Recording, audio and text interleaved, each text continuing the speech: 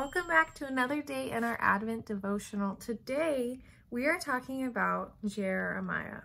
A couple of days ago we talked about God's special messenger Elijah, and he wasn't the only one God sent to give messages to his people. No, God sent prophet after prophet after prophet, and they were all very different. Some were poor, some were rich, some were old, some were young, some knew they were going to be prophets, and some were totally surprised when God told them what he wanted them to do.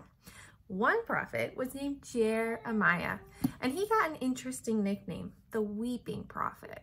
And that may not sound like a nickname you'd like, and to be honest, Jeremiah probably didn't like it either.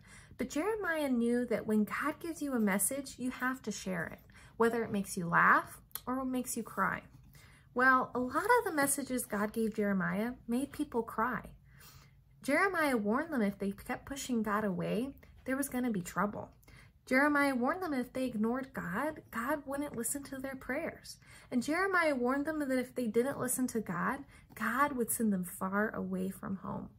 With every message like that, Jeremiah cried, and it made God sad too. He didn't want to be separated from his people. He didn't want to send them away, but he also knew if he didn't do something, that the people would never come back to him. So one dark day, God sent an army to destroy the temple and take his people away from their home in Israel. Everyone, the poor, the rich, the old, the young, even the king. Living so far from their homes and so far from each other, God's people began to realize how far from God they had strayed. Now they were ready for God to send them a different message, a message that would make the people laugh and laugh and laugh. And Jeremiah, the weeping prophet, was the one God chose to deliver this message. And this is the message Jeremiah sent, a message from God himself. My children, you're far from home now and far from me. I have bad news, I have good news, and I have better news. The bad news is you're going to stay away for a long time. You won't come back to Israel this month or this year or even this decade. So you need to make yourself at home where you are. But the good news is that as odd as it sounds, I'm going to do something amazing while you're away. I'm going to make your neighbors who don't look anything like you and don't act like you turn to me.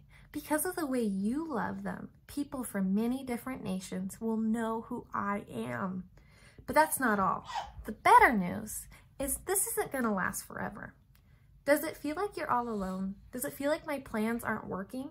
Well, that's not the case. I'm still with you, and I still have a plan. Not a today plan, not a tomorrow plan, not a next week plan, but a forever plan, and it's a good one. It's a plan to take all the wrong things and make them right, and all the darkness and make it light.